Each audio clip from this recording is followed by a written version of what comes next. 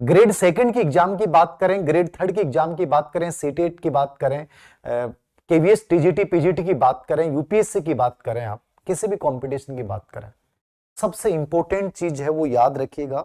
बहुत simple way में और सीधी बात करूंगा, आपका अतीत कभी आपका भविष्य नहीं है। क्या नहीं है? अतीत तुम्हारा भविष्य नहीं, याद रखना। अतीत को अपना भविष्य मत मान लेना कि अतीत मेरा भविष्य है। और जो बच्चे अतीत को भविष्य मान लेते हैं, इसका मतलब वो एग्जाम को कभी क्रैक नहीं कर पाएंगे। मैंने आप लोगों से बहुत सारी बातें की हैं, बहुत सारा मेरा अनुभव है, और इस अनुभव के साथ बोल रहा हूं कि जो बच्चे अतीत को अपना सब कुछ मान लेते हैं कि सर मेरे साथ अतीत में ऐसा हो गया, सर अतीत में मेरे दोस्त ने मेरे साथ ऐसा कर दिया, सर अतीत में मैंने पिछले एग्जाम में मेरे नंबर बहुत कम आए, सर 5 साल से लगातार मैं कर रही हूं लेकिन हर बार मैं असफल हो रही हूं, सर मेरा अतीत बेहद खराब रहा है।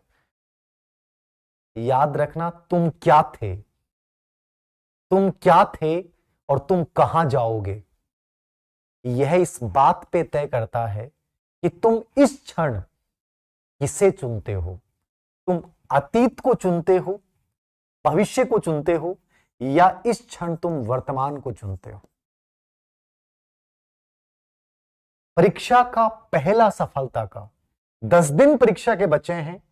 यदि तुमने अपने अतीत को हावी कर लिया, तुम कभी बेटर नहीं कर पाओगे कि सर मैंने 5 दिन पहले एक ऑफलाइन टेस्ट सीरीज को दिया और उस टेस्ट सीरीज में 10,000 बच्चों ने भाग लिया और उन 10,000 बच्चों में से मेरी 9,000वीं रैंक थी। याद रखना, आपको क्या लगता है कि सर मैं सिलेक्शन लायक हूं या नहीं हूं?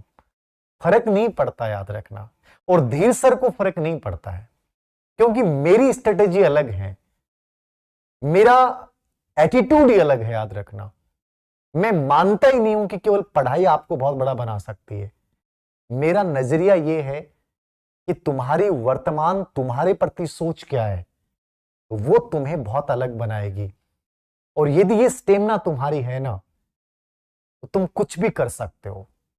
सुनिएगा इस बात के ऊपर कि तुम्हारे टेस्ट में नंबर कम आए, तुम्हारा बैकग्राउंड बहुत खराब था, तुम पिछले 20 दिन से बीमार थे, हमारे घर में शादी थी, मैं तैयारी नहीं कर पाई, सर मैं रीट ही क्वालिफाई नहीं कर पाई, क्या मैं ग्रेड सेकंड में 10 दिन में कर सकती हूं? विल्मा रुडोल्फ का नाम सुना है? आज का सेशन बहुत इंपॉर्टेंट। विल्मा रुडोल्फ का नाम सुना है? और ये सब शादी से गाड़ी में आते आते मेरे दिमाग में जो विचार बने ना, ठीक है ना, उनको शेयर कर रहा हूं। विल्मा रुडोल्फ एक ऐसी बच्ची जो 22 बच्चियों में से एक बच्ची थी। एक माता पिता के 22 बच्चे होते हैं और 22 बच्चों में से एक बच्ची पैदा होती है, विल्मा रुडोल्फ। देखिएगा, आप कहते हो ना कि भाग्य क्या होता है, भगवान क्या करता है। इस बच्ची के डबल निमोनिया था, याद रखना। क्या था? Double pneumonia. कौन सा जबर था जो बहुत भारी था, बताते हैं कि उसमें बचने की उम्मीदें नहीं रहती। ये बच्ची पोलियो ग्रस्त थी, इसका बायां पैर लकवाग्रस्त था। डॉक्टर ने कह दिया कि ये मर्त प्राय है। जानते हैं आप, विल्मा रुडोल्फ का अतीत बेहद खराब था। उस अतीत के बारे में तुम कल्पना करके तुम्हारी रूहें कांप जाएंगी।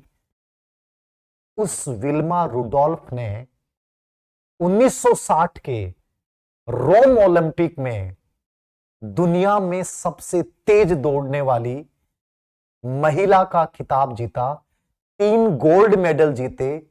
जिस बच्ची का पैर लकवाग्रस्त हो, जो पोलियो से ग्रस्त हो, जो हाई स्पीड जवर से ग्रस्त हो, जो डबल निमोनिया से ग्रसित हो, 22 बच्चियों में पैदा हुई बच्ची ने इतिहास बदल दिया। याद रखना, यह है नजरिया। तुम्हारे पास 10 दिन बचे हैं, 20 दिन बचे हैं, 1 महीना बचा है, 2 महीना बचा है। तुम्हारा अतीत खराब रहा है, मेरा टाइम खराब हो गया था, मेरे साथ ये हुआ था। जिंदगी में या तो जिंदगी जीनी नहीं, याद रखना, और जीनी ना तो लाइफ में विल्मा रुडोल्फ बन जाना। याद रखना, जब दौड़ो ना उस समय अतीत आड़े नहीं आना चाहिए, वर्तमान को जी के और फिर ऐसा उदाहरण पेश करना है ये परीक्षाएं तो कुछ नहीं है, याद रखना। तुम कहते हो ना कि सर परीक्षा को लेकर आओ, मैं कहता हूं परीक्षा कुछ नहीं है।